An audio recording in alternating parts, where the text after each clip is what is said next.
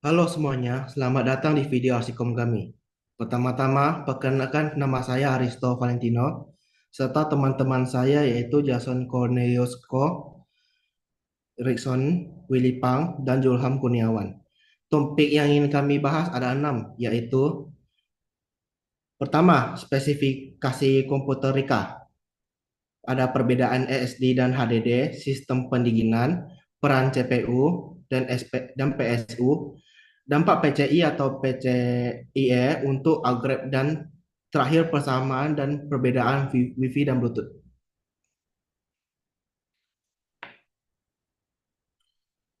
Oke, dimulai dari yang pertama itu ada spesifikasi komputer Ika. Itu ada motherboard.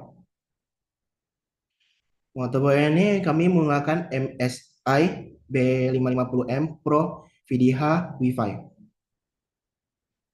Yang kedua ada prosesor, itu kami menggunakan AMD Ryzen 75700X, 8 core 16 thread. Yang ketiga ada memori RAM. Memori RAM yang kami pakai itu menggunakan memori Kio Stigean DDR4. Itu ada 3200 MHz 32 GB alias 2 kali 16 GB atau dual channel. Misalnya ada SSD. SSD M2 NVMe 1 TB Kaizen. Misalnya ada graphic card. Graphic card yang kami pakai itu VGA card AF0X GTX 1660 Ti 6 GB. GDDR6 192 bit dual fan.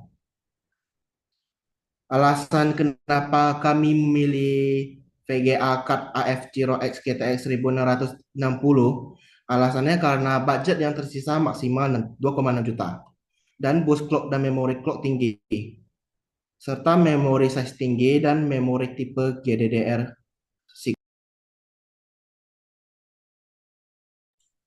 dan casing.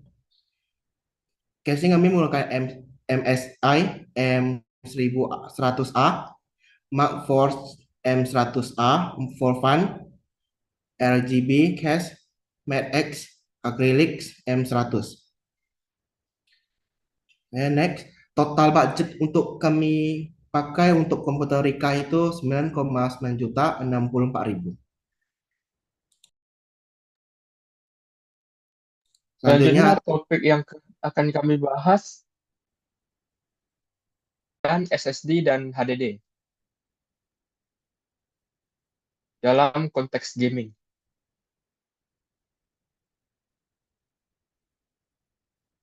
Perbedaan SSD yang pertama itu loadingnya lebih cepat, boot Windows-nya lebih cepat dan FPS-nya lebih stabil.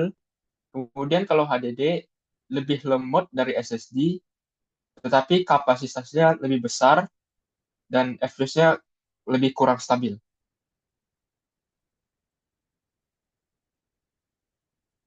Selanjutnya yaitu sistem pendingin.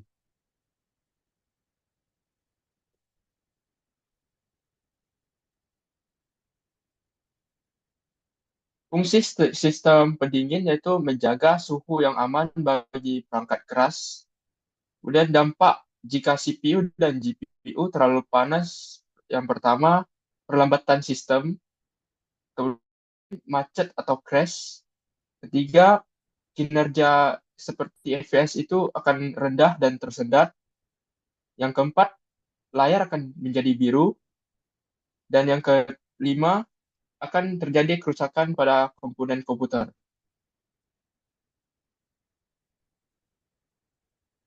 Jenis-jenis sistem pendinginan. Yang pertama itu pendingin cair atau liquid cooling.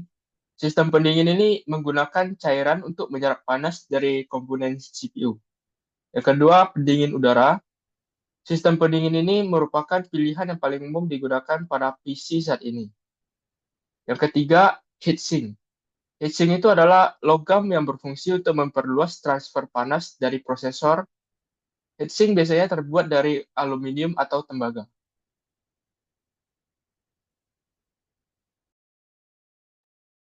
Topik keempat adalah tentang CPU dan PSU.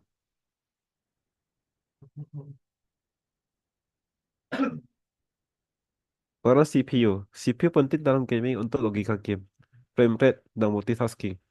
Game simulasi dan strategi lebih membutuhkan CPU kuat, sementara GPU dominan untuk visual pada resolusi tinggi. Investasi pada GPU biasanya lebih berdampak, tapi CPU yang baik tetap penting untuk multitasking dan game berat di sisi perhitungan. CPU sebaiknya menjadi prioritas investasi jika pertama adalah penggunaan untuk pekerjaan yang CPU intensif seperti visualisasi dan emulasi atau rendering 3D, terutama yang menggunakan CPU renderer seperti V-Ray CPU. Kedua adalah software yang tergantung pada single thread performance seperti software audio production dan database server. Ketiga adalah budget terbatas dengan kebutuhan multitasking. CPU bagus bisa tetap performa meski dengan GPU terintegrasi. Peran PSU. PSU adalah komponen penting yang menyediakan daya stabil untuk semua bagian PC gaming. PSU yang tepat memastikan stabilitas, efisiensi energi, dan keamanan komponen. Saya memilih PSU, perhatikan kapasitas watt yang cukup, efisiensi, sertifikasinya 80 plus, kebutuhan daya komponen utama seperti GPU dan CPU, serta kualitas mereka untuk keandalan. Memilih PSU yang sesuai sangat penting untuk kinerja optimal dan perlindungan sistem komputer. Faktor yang dipertimbangkan dalam memilih PSU. Pertama adalah wattage atau daya.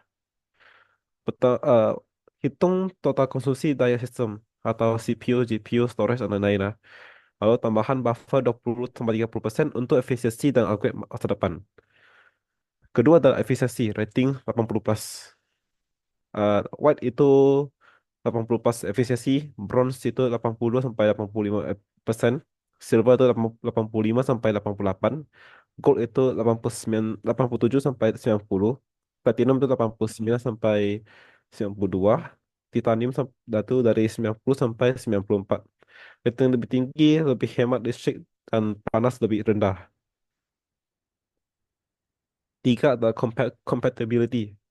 Konektor yang tersedia itu PCIe, SATA, and etc. Cable length, motherboard support 20 tambah 4 pin, dan keempat adalah budget. Jangan terlalu hemat untuk PSU. PSU berkualitas bisa bertahan 2 sampai 3 generasi upgrade. Investasi PSU bagus melindungi komponen lain.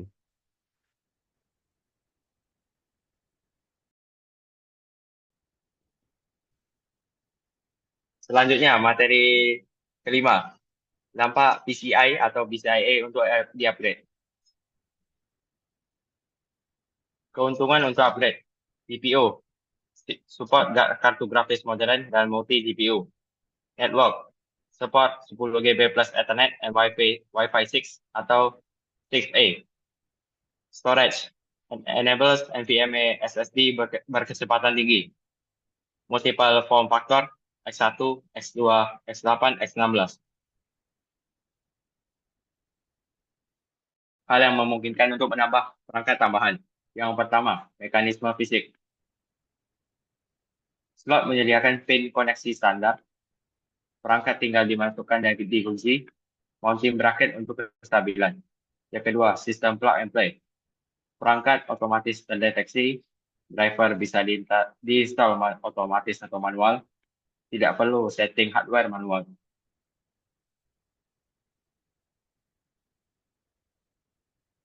Yang ketiga, kemampuan slot.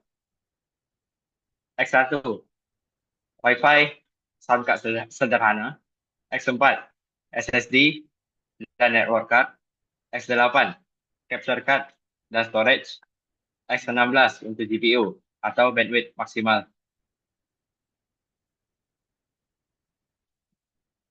Pengaruh terhadap fleksibilitas dan jangka panjang terhadap komputer. Yang pertama, fleksibilitas, yaitu upgrade bertahap sesuai kebutuhan, mix and match perangkat, mudah ganti komponen yang rusak, dan bisa tambah fungsi yang baru. Yang kedua, keuntungan jangka panjang. Komputer bisa beradaptasi dengan kebutuhan baru, upgrade tidak perlu ganti sistem utuh, dan extend umur pakai sistem. Kemudian materi yang keenam, persamaan dan perbedaan Wi-Fi dan Bluetooth. Persamaan dan perbedaan Wi-Fi dan Bluetooth. Persamaannya adalah, yang pertama, kedua teknologi nirkabel yang menggunakan gelombang radio frekuensi untuk menciptakan jaringan. Yang kedua, keduanya beroperasi dalam rentan gigahertz yang lebih tinggi. Kemudian ada perbedaannya. Yang pertama, penggunaan umum. Wi-Fi untuk browsing, streaming, video game, file transfer besar, smart home device. Kemudian ada Bluetooth untuk headphone atau speaker, mouse atau keyboard wireless, smartwatch, dan file transfer kecil. Yang kedua, cara kerja. Wi-Fi menggunakan sistem access point atau router sebagai hub utama. Sinyal dipancarkan terus-menerus untuk maintain koneksi. Data dikirim dalam paket besar melalui protokol TCP atau IP. Bluetooth, koneksinya langsung point to point antar device pairing. Kemudian menggunakan frekuensi hopping, lompat-lompat frekuensi untuk menghindari interferensi. Kemudian data dikirim dalam paket kecil secara serial. Yang ketiga, jangkauan.